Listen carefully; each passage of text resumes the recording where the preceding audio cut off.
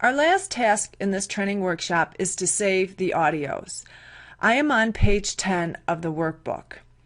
We're ready to save the edits to the audio recordings we have been creating throughout the workshop.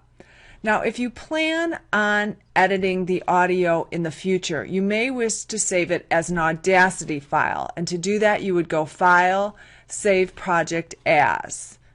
Now, the Audacity file only will open up when you're using Audacity. So for most projects, you're not going to just be satisfied saving it as an Audacity file.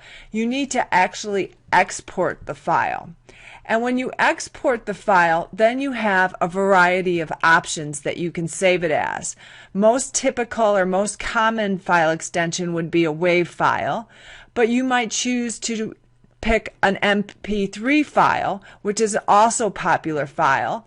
If you use Apple products, you may use an AIFF file. So you have a variety of files of which you can save it as. For our purposes, we're going to save it as a WAV file. So why don't you go ahead and give it a name. I'm going to call mine Practice, and go ahead and click Save.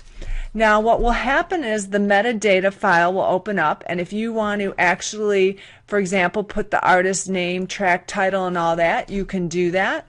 Otherwise, you can just bypass it and click OK. So for the most part, you are done. It saved your file, and you can actually close out. I don't save the changes because I don't need them, but again, if you were going to save it as an Audacity file, you would then do so at that point.